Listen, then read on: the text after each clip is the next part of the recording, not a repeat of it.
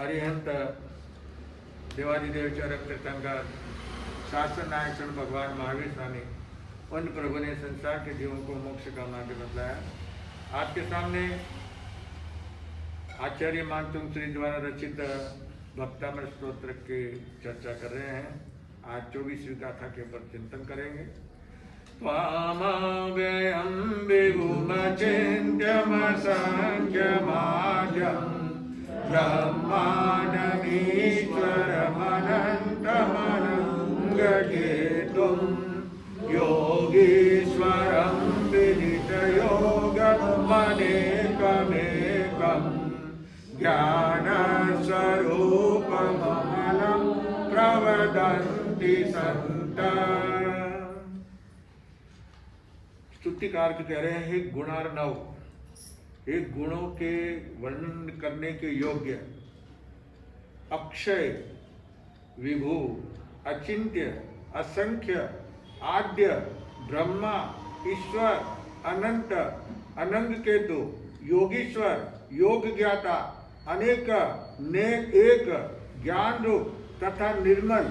इस तरह से जो है यहाँ पे आचार्य श्री ने आदि तीर्थंकर ऋषभदेव भगवान के विषय के अंदर 15 बातें उन्होंने, जब भी मैं नाम बोला हूँ, ये 15 बातें उन्होंने कही है। चाहिए भक्ति के प्रवाह के अंदर, यानी जिस समय मनुष्य भक्ति में तल्लीन हो जाता है, जब प्रवाह में बहने लगता है, जिस तरह से कोई आदमी नदी के अंदर जैसे पानी में बहता हुआ जाता है, इस तरह से भक्ति के अंदर बहना शुरू हो जाता है, तो उसके अंदर में अपने आप ही जो है स्वर अपने आप निकलते हैं। आपको चिंतन करने की, सोचने की भी आवश्यकता नहीं होती, अपने आप जो है शब्द स्तुति के अंदर कविता है। ये सारे कवि वगैरह जो है ना, कवि कैसे बनते हैं, बस वो एक बार उनका जब वो ध्यान एकाग्र हो जाता है और वो तो अपने आप ही शब्द उनको कहाँ कौन सा शब्द ज्वाइन करना है, वो अपने आप उनको जो है युक्ति युक्त वो लगा देते हैं, बराबर आ जाता है।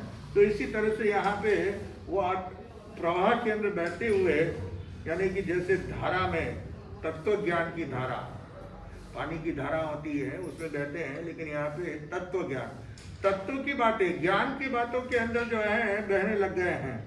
तो यहाँ पे उन्होंने अक्षय, विभु आदि जो है धर्म के यथार्थ वासनार्थ परमात्मा तत्व की गागर में सागर, यानी समुद्र को जो है एक घड़े के अंदर समावेश करा दिया आचार्य श्री ने। क्योंकि भगवान के तो अनंत गुण है, तो उनके गुणों का वर्णन पूर्ण रूप से करना तो अपनी सामर्थ्य के बाहर है ना, कोई भी नहीं कर सकता है। फिर भी उन्होंने एक गागर के अंदर, यानी घड़े के अंदर पूरा समुद्र का पानी जैसे उसमें समावेश करा दिया। इस प्रकार जो है उन्होंने यहाँ पे विशिष्ट गुणों का समावेश, जो भगवान के विशिष्ट गुण है, उन बातों को यहाँ पे जो है उन्होंने व्यक्त किया है। तो पहली बात है अव्यय, अनंत काल पसार हो गया, तब भी जो है आपकी आत्मशक्ति को जरा भी जो है एक जैसे घिसने से, जैसे रस्सी है वो घिसते घिसते रस्सी क्या हो जाती है, कमजोर हो जाती है, टूट जाती है। तो ऐसा कुछ भी नहीं है। आपके गुणों की जो है आत्मशक्ति को जो है कोई भी उसको पार नहीं पा सकता।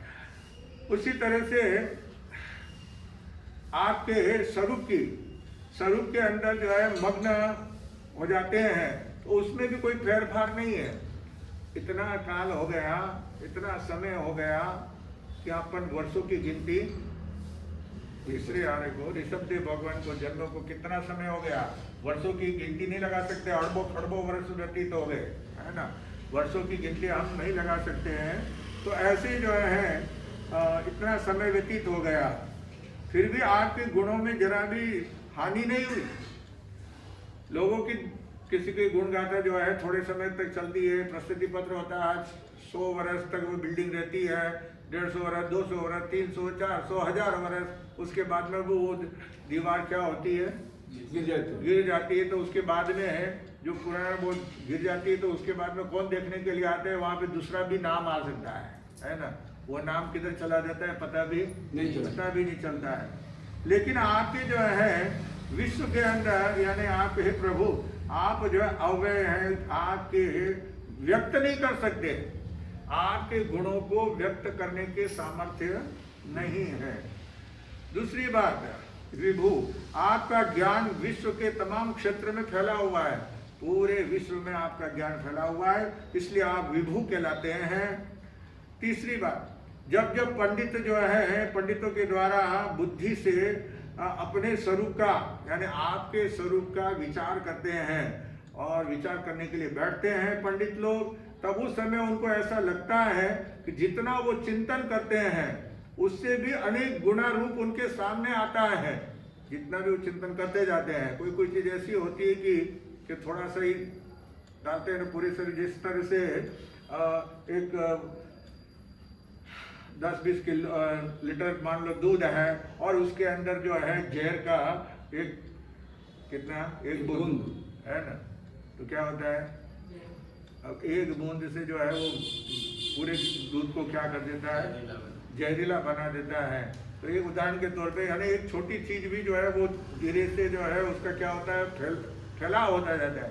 ऐसे आपके गुणों को जब जब जैसा जैसा चिंतन करते हैं, याद करते हैं, वैसे वैसे जो है वो फैलता जाता है और अनेक चिंतन उभर आता है मस्तिष्क के अंदर।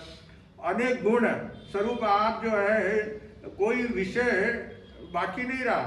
जिस विषय कोई भी चिंतन यानी किसी भी रूप में आप हम यानी चोटी से लेकर के एड़ी तक भी अगर हम चिंतन करें, बार बार चिंतन करें, तो उसमें और नया नया ज्ञान की प्राप्ति होती है, लेकिन कमी नहीं आती है। तो आप जो है अचिंत्य है। चौथी बात, आपके गुणों की जो है गिनती करते करते जो है गणित ही अटक गई, क्योंकि गणित की संख्या कहाँ तक है, कितनी, 21 सैकड़ा हजार 10,000 लाख 10 लाख करोड़ 10 करोड़ अरब 10 अरब खरब 10 खरब शंख नील पद्म है पचे शंख नील पद्म हो जाता है। तो उसके बाद में जाए आप देखिए जो सरकारी आंकड़े आप देखते हैं कि भाई इतने लाख करोड़ इतने हजार करोड़ है ना, उसकी संख्या वो बराबर पूरी गिनती नहीं बता सकते, इसलिए उसमें क्या लगाते हैं, इतने लाख करोड़ 10 लाख करोड़ 20 लाख करोड़ है ना, अरब 10 अरब अरब करोड़ 10 अरब करोड़, यानी वो ऐसा संख्या लगाएंगे। लेकिन उसकी इकाई दही सैकड़ा हजार जिस तरह से अपन गिनते हैं वैसी गिनती, क्योंकि आप ज्यादा से ज्यादा जो है 29 अंक, कितने 29 अंक जो है वो संख्या आप बता सकते हो, लेकिन उसके आगे के अंक आगे तो वो नहीं बताना हो सकता है, नहीं हम उसकी जो है, तो इसलिए उसमें ये लाख करोड़ 20 लाख करोड़ 80 लाख करोड़ 1000 करोड़ 1000 लाख करोड़ ऐसे बोलना पड़ेगा। तो इस तरह से आपके गुणों की जो है गिनती करते हैं तो वो संख्या अटक जाती है, आगे बढ़ नहीं सकती है, यानी आपके इतने अनंत गुण हैं जिसका जो है वर्णन नहीं कर सकते, इसलिए आप अचिंत्य हो। असंख्य क्या है, ये चौथी बात असंख्य है। पांचवी बात, हे प्रभु आदिनाथ, आपने धर्म तीर्थ की आदि की स्थापना की है। युग के आदि में पहले धर्मनाद आपने बजाया, धर्म का बिगुल आपने बजाया। इस भरत क्षेत्र के अंदर, इस भोग भूमि के अंदर कर्म भूमि का परिवर्तन आपने किया है। जीवन के अंदर किस तरह से रहना है, यानी आपने जब मनुष्य तीसरा आरा जब चल रहा था तब उस समय जो है लोगों को जब 10 कल्पवृक्ष ने देना जब कम कर दिया, देना बंद कर दिया, तब उस समय जो है जीवन कैसे जीना है, मनुष्य का ये जीवन को कैसे टकाना है, किस तरह से रखना है, इसकी कैसे साल संभाल करना है, तो उसके लिए क्या चाहिए, क्या जरूरत है, तो आपने खाना चाहिए, क्या चाहिए, पहले जो है कल्पवृक्ष से मिल जाता था, लेकिन आपने जो है कर्म भूमि, ये क्या है हमारी कर्म भूमि, यानी कर्म करने के लिए आपने बताया। कर्म करना मतलब पाप नहीं करना, किसी को मारना नहीं है ना, कि भगवान ने कहा कि कर्म करो तो कोई कर्म है ना, पाप का कर्म नहीं करना है। कर्म करने का मतलब परिश्रम करना है, मेहनत करना है।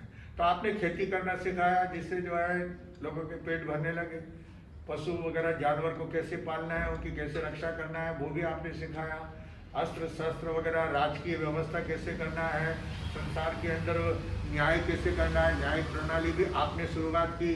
तो ये सब जो है बातें आपने जो है क्या किया है, इसको भोग भूमि को क्या बना दिया, कर्म भूमि बनाया, उसमें परिवर्तन किया है। और आत्मिक सुख की खोज के अंदर है ना, आत्मिक सुख कैसे मिले, संसार की चीजों के अंदर खाने पीने उसमें सुख नहीं है, आत्मा की के अंदर सुख है, तो उसकी आपने खोज की है और उसको जो है प्रकट किया है। आपने बताया शाश्वत सुख को कैसे प्राप्त कर सकते हैं, उसके लिए आपने जो है त्याग धर्म बताया। त्याग करोगे तो शाश्वत सुख की प्राप्ति होगी। इसलिए आपको जो है मार्गदृष्टा बने हैं, इसलिए आद्य कहा है, आद्य यानी शुरुआत करने वाले जी। छठी बात, जिस तरह से सृष्टि का सृजन ब्रह्मा करते हैं, ऐसा जो है ये लोकोक्ति है ना, पर ऐसा होता नहीं है कि ब्रह्मा जी ने अपने को बनाया, अपने अपने कर्मों से अपन जो है शुभ कर्म कमाया, शुभ कर्म के उदय से हमें मनुष्य भोग की प्राप्ति हुई। लेकिन लोग क्या कहते हैं कि पहले हमारे जो है पूर्वज कैसे थे, बंदर क्या थे, मंकी है, उसके सालों पहले अरे भाई बंदर नहीं थे, मनुष्य। हनुमान जी का जो रूप है वो बंदर है, वो तो एक रूप बना दिया, बाकी वो तो मनुष्य के ही पुत्र थे। कोई मनुष्य जानवर के पशु के पुत्र नहीं थे, है ना। अंजना सती के पुत्र थे, पवन उनके पिता थे, है ना। तो संसारी मनुष्य के जो है, मनुष्य तो पैदा होगा, जानवर थोड़ी पैदा होगा, और जानवर के जानवर पैदा होता है, मनुष्य नहीं होता, और कभी हो भी जाता है तो वो जिंदा नहीं रहता है। ऐसे अभी उधर आए हैं, है ना, कि भाई एक बकरी के जो है मनुष्य का जब बच्चा जन्मा, अतः कुत्ते ने बच्चे को जन्म दिया, तो वो होता कहाँ से, वो तो ज्यादा दिन समय नहीं रहता है, खत्म हो जाता है, उसकी वंश चलता नहीं है। तो इस तरह से जो है ये कोई वो नहीं है कि भाई हम हमारे जो पूर्वज थे, है ना, वो कौन थे, बंदर थे, बंदर नहीं थे। हनुमान जी भी बंदर नहीं थे, लेकिन वो बंदर की वो सेना उनके पास में थी, और उनका इस प्रकार जो है रचना शरीर की हो गई थी कि जिसके कारण जो है उनको क्या मान लिया, वानर मान लिया, है ना। तो इस प्रकार ये बता रहे हैं। तो आद्य और ब्रह्मा जो है, यानी जो जिस तरह से मान्यता है कि सृष्टि का सृजन जो है ब्रह्मा करते हैं, तो इसी तरह से आपको जो है ब्रह्मा भी कहा है, भगवान को क्या कहा, ब्रह्मा भी कहा है, क्योंकि आप मोक्ष मार्ग के विधाता हैं और आप जो है स्वयं मोक्षगामी बने हैं और आपने लोगों को मोक्ष का मार्ग बताया है, इसलिए आपको ब्रह्मा का नाम दिया गया है। सातवीं बात, ऐश्वर्य युक्त हो, उन्हें ईश्वर किसे कहते हैं, ऐश्वर्य। जिनके पास में ऐश्वर्य होता है उसको ईश्वर कहा जाता है। आपके जो है अपरंपार गुण वैभव, आपके पास में ऐश्वर्य, राज्य था वो तो था ही, लेकिन उसके साथ में आपके पास में क्या था, गुण वैभव, गुणों का वैभव, धन संपत्ति, गुणों की संपत्ति, और वाणी का अतिशय। वाणी, तीर्थंकर भगवान के जो है वाणी के 35 गुण, क्या अतिशय तो 34 है, लेकिन वाणी के गुण कितने, 35 गुण हैं। तो और इस तरह से जो है आपके अतिशय बताए गए हैं। समोश्रण की रचना, 8 महाप्रत्यार्य, 8 महाप्रत्यार्य, समोश्रण की रचना, जो त्रिगड़ा रचा जाता है, चांदी का, सोने का, रत्नों का, है ना, और उसके ऊपर जो है वो कल्पवृक्ष होता है, कल्पवृक्ष के नीचे जो है भगवान क्या है, उनका सिंहासन लगता है, स्फटिक सिंहासन, कौन सा, उनके ऊपर जो है त्रिछत्र, 3 छत्र के छत्री के ऊपर छत्री, 3 छत्र होते हैं, इसका वर्णन भी आगे हो रहा आएगा। तो इस तरह से जो है महाप्रत्यार्य से शोभित होते हैं, और इंद्र देवेंद्र वगैरह सभी आपकी पूजा अर्चना करते हैं, इसलिए आपको ईश्वर कहा गया है।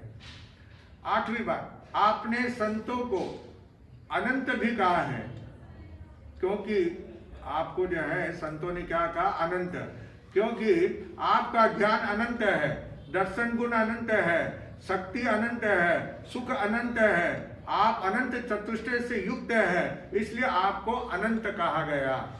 ये भगवान के जो 15 नाम मैंने बताया कि उसका एक एक आ रहा है। तो 8वीं बात बताई। ये 9वीं बात, अनंग, अनंग यानी कामदेव, केतु समान, अर्थात संपूर्ण विकारों से रहित। भगवान जो होते हैं वो अपने सारे विकार उनके क्या हो जाते हैं, नष्ट कर देते हैं। विकार उनमें, क्योंकि मोह माया नहीं है, जहाँ पे मोह माया है तो वहाँ पे विकार वगैरह है ना। तो इसलिए भगवान जो है वितरागी कहलाते हैं। उनका सारा राग द्वेष सब क्या हो जाता है, समाप्त हो जाता है, विकार सारे नष्ट हो जाते हैं। तो आपका विकारों से जो है रहित हो गए हैं। इंद्र की अप्सराएं भी जो है आपको अपने पथ से चलायमान नहीं कर सकती, डिगा नहीं सकती, इतने जो है आप दृढ़ रहते हैं, निर्विकार है, वितराग हो, इसलिए आपको अनंग केतु कहा है। 10वीं बात, योग जो है 3 है, मन योग, वचन योग और काया योग।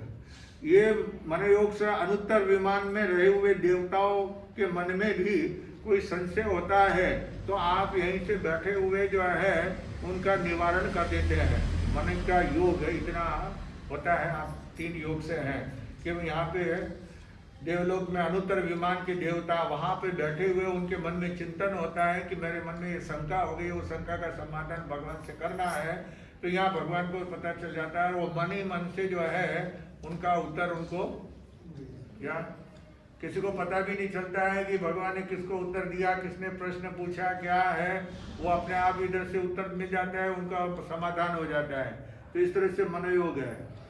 और वचन योग, वचन योग जो भव्य जीवों को जो है बोधि बीज आप रोपण करते हैं। जैसे किसान खेत में जो है धान बोता है, अनाज बोता है, तो वहाँ पे धान्य की क्या होती है, उत्पत्ति होती है। ऐसे आप जो है संसार के जीवों को बोध देते हैं, उन बोध से उनको ज्ञान की क्या होती है, प्राप्ति होती है।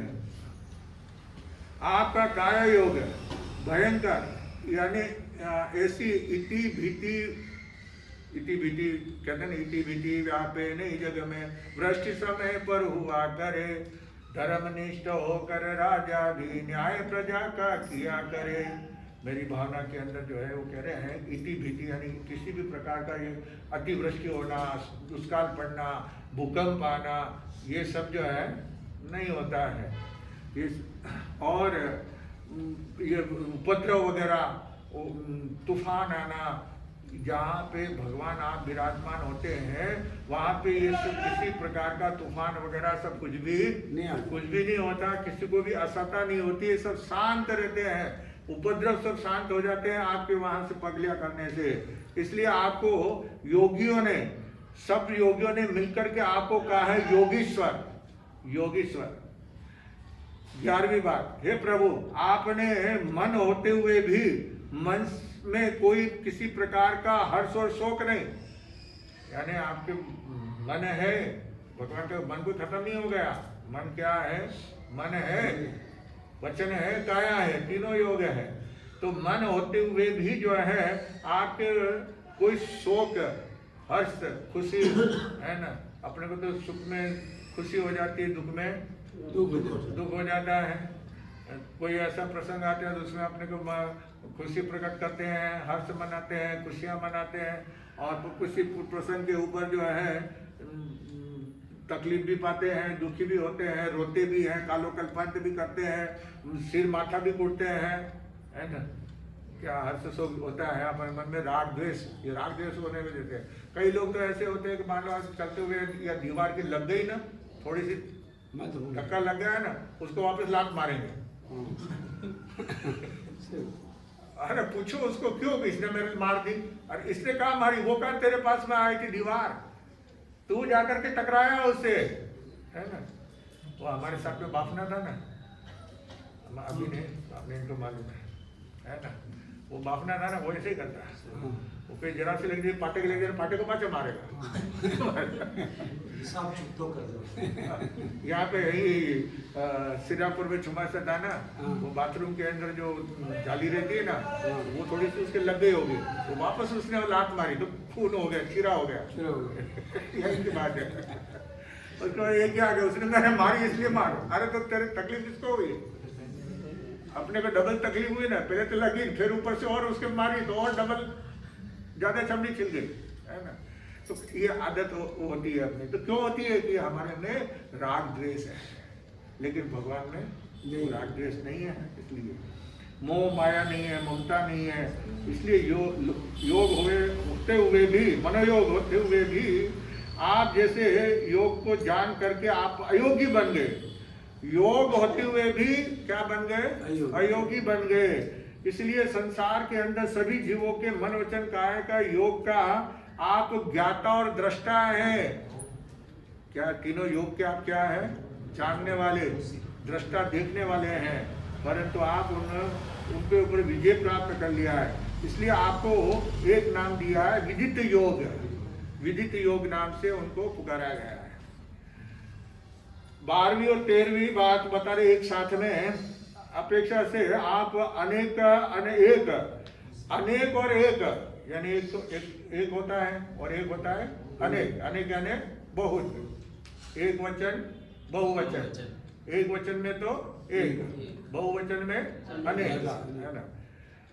और प्रत्येक, क्योंकि आत्मा सबकी अलग अलग है, इसलिए उसका जो है असंख्य प्रदेश है, अनंत गुण है। आत्मा में असंख्य प्रदेशों में है, अनंत गुणों से भरी हुई है, इसलिए इसको अनेक कहा है। और जो अकेली है तो इसलिए उसको एक कहा है। सर्व आत्मशक्ति और स्वरूप से समान एक रूप से है, इसलिए उसको एक कहा गया है। इसलिए गाथा के अंदर भी बोलते हैं, एक माही अनेक राजे अनेक माही एक कम, एक अनेक की नाई संख्या नमो सिद्ध निरंजनम।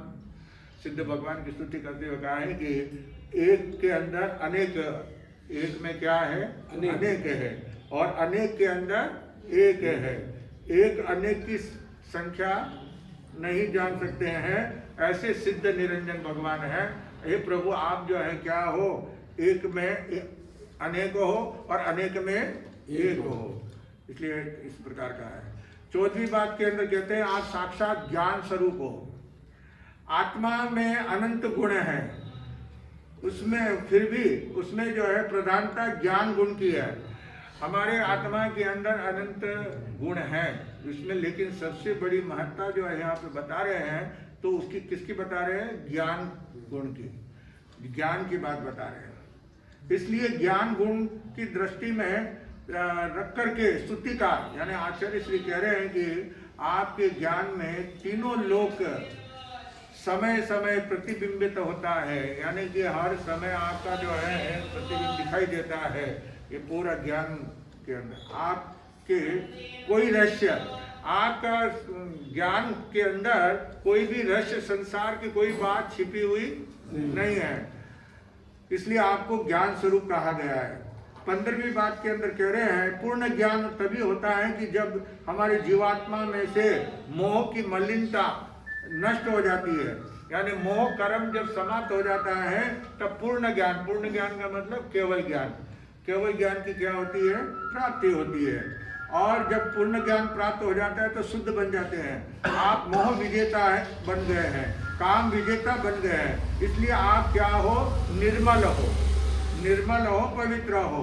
इस प्रकार जो है संत पुरुषों ने आपके वास्तविक गुण संपन्न नाम से संबोधा गया है, आपको गुण गाथा, गौरव गाथा गाई है।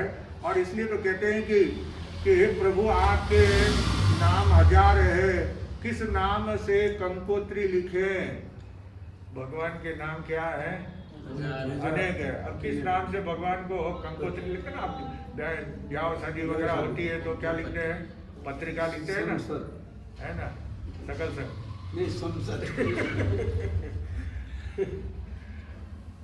आपको तो जो है अलग अलग देनी पड़ती है पत्रिका, जिन जिनको बुलाना होता है उनको आप क्या करते हैं बोलो? अलग अलग अलग अलग। एक ही पत्रिका में पूरे गांव वाला ने नहीं बुला सकते। नहीं बुला सकते, है ना। संघ के अंदर बोल सकते थे भाई सकल संघ, सकल जैन समाज, सब आ जाए, सब आ जाता है उसके अंदर, वे सभी आ गए उसके अंदर, है ना। लेकिन जब आप अपने सगे संबंधी को लिखेंगे तो अलग अलग लिखना पड़ता है, सबको अलग अलग सूचना देनी पड़ती है। तो इसलिए यहाँ पे भगवान से कह रहे हैं, भगवान आपके तो हजारों नाम है, अब कौन से नाम से पत्रिका लिखा है? किस नाम से लिखना? कोई भी नाम लिखना। एक व्यक्ति के छोटे घर में नाम अलग होता है, स्कूल में नाम अलग होता है ना। जन्मते हैं तब वो नामकरण करते हैं, वो नाम अलग होता है।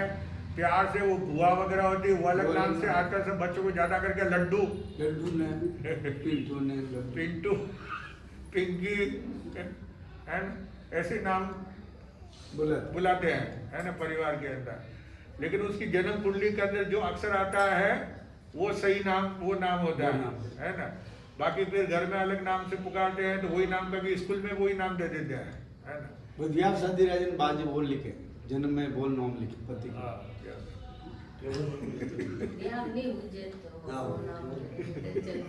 नहीं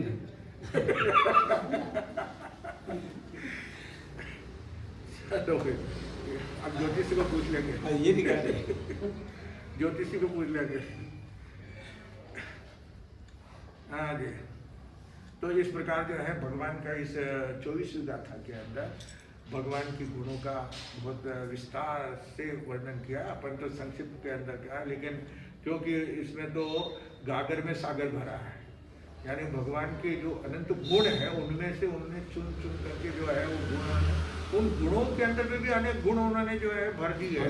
तो जो एक बात के अंदर अनेक बात भरते हैं तो उसको कहते हैं गागर में सागर, यानी थोड़े में बहुत विस्तार बता दिया है। आइए अब 25वीं गाथा में क्या कहेंगे, लेकिन उसके पहले वो जो 24वीं गाथा है वो फिर पूछेंगे, वो आए नहीं पूछने वाले तो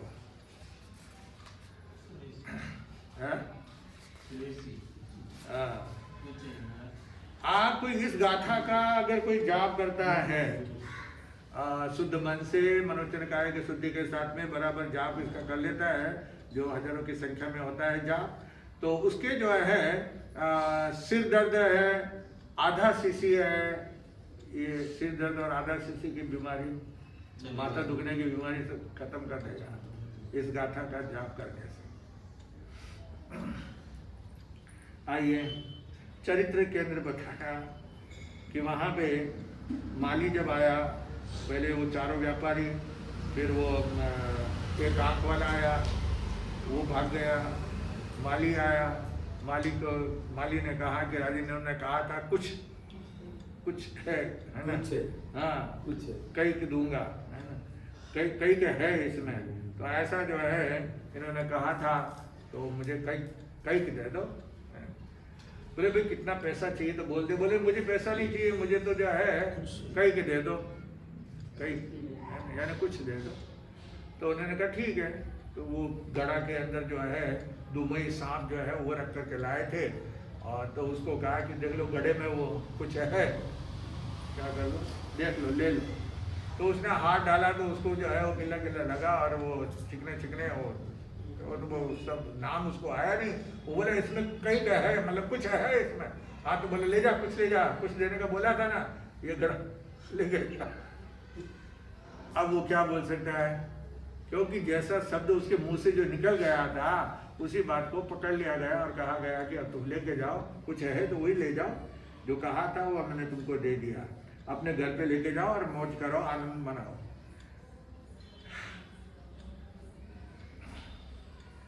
तब इधर जो है वो लकड़ी गढ़ने वाला जो है सुतार, वो कहता है साहब देखिए आपने जो है मुझे खुश करने के लिए कहा था, चौथा का तो सुतार था ना, तो वो खुश करने में तुम्हें क्या करूँगा, खुश करूँगा। तो उन्होंने कहा कि मुझे खुश कीजिए। तो कहा ठीक है भाई, कितना पैसा दूँ तो जिससे तू खुश हो जाए, कितना पैसा चाहिए बोल, कितना पैसा लेना है बोल दे। तो मुझे बोले नहीं, मुझे तो बस प्रसन्न कर दो।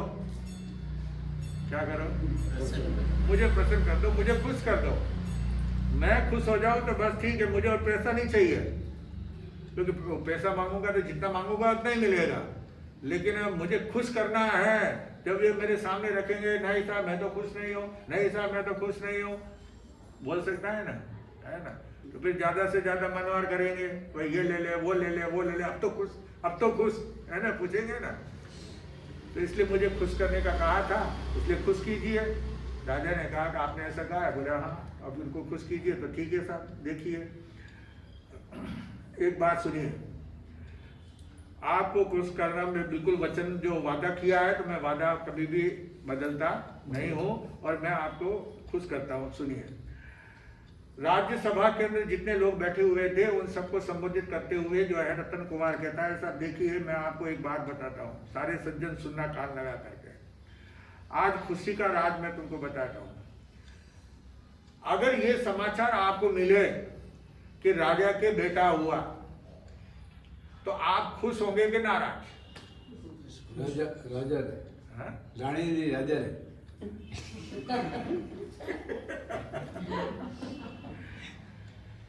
अब आपने पूछा, आपके बेटे को पूछो किसका बेटा है, माँ का नाम बताता है कि बाप का नाम बताता है? किसका नाम बताएगा? बाप। अंकित पापा का नाम बताएगा। आपका जवाब आपको मिल गया, है ना। यानी ये कहावत है, गोरी तो बेटा जने नाम पिया का होए। बेटे को जन्म कौन देती है? माँ। गोरी यानी स्त्री, माँ जन्म देती है, लेकिन नाम किसका होता है? बाप। कहीं भी बाहर जाओ साहब फलान संजीरा बेटा, हाँ। फलानी मारा बेटा करने कोई नहीं बोले, कोई नहीं। कोई नहीं जानेगा। किसका बाप का नाम से पहचाना जाता है ना। तो ये यानी अर्थ ऐसा होता है, कुछ बातें हैं, ठीक है फिर और आगे करेंगे। अभी तो यही नाम की बात थी, इसलिए आपको बता दिया, है ना। तो इसलिए बताइए, आप सभी लोग राजी होते हैं, खुश होते हैं कि नाराज होते हैं? राजा के घर में पुत्र का जन्म होता है तो आप राजी रहो क्या, नाराज हो? सभी कहते हैं साहब ये तो बहुत प्रसन्नता की बात है, बहुत खुशी की बात है, इसमें नाराज होने की क्या बात है?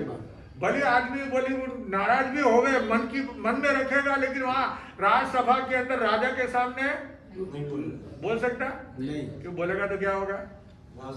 चमड़ी उधर हंटर पड़ेंगे, है ना, सजा मिलेगी। इसलिए वहां तो जो है क्या करना पड़ता है?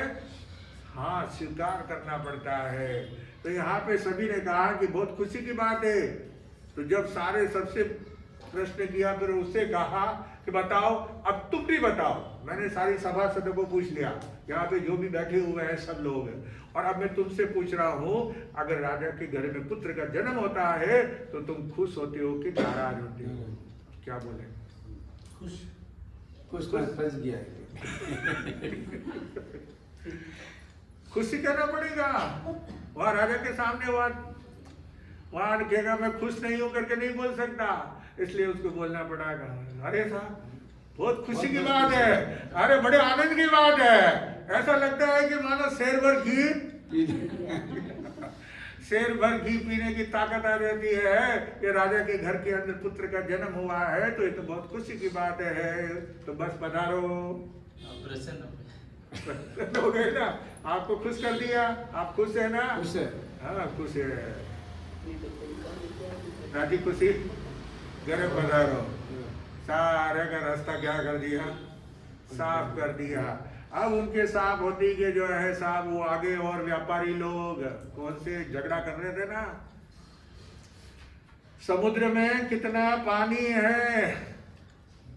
व्यापारी लास्ट में जो थे ना, समुद्र के अंदर कितना पानी है उसकी जो है गणना बताए तो रतन कुमार ने कहा था कि मैं गिन के बताऊंगा कितना पानी है समुद्र के अंदर।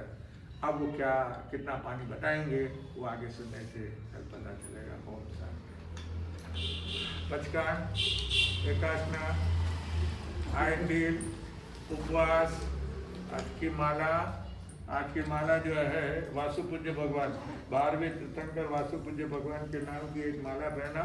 और अभी जब तक नहीं खाओगे तब तक बचकान है, दूर तमंता वैसा कैसा रसवंत प्रकार करे वो श्री चतारी मंगलम नरियंता मंगलम सिद्धा मंगलम साहु मंगलम केवले पनंतो धमो मंगलम चतारी लोकतमारियंता लोकतमा सिद्धा लोकतमा साहु लोकतमा केवले पनंतो धमो लोकतमा चतारी शरणं प्रपद्यामि हरियन्ते शरणं प्रपद्यामि सिद्धे शरणं प्रपद्यामि साहु शरणं प्रपद्यामि केवले पनंतो धमो शरणं प्रपद्यामि अरियंतों का शरणा सिद्धों का शरणा साधुओं का शरणा केवल प्रकृता धर्म का शरणा चार मंगली चार उत्तम और सुनना नहीं कोई होगा जो गोविंद प्राणी करे आराधन उसका अजर अमर पद होगा।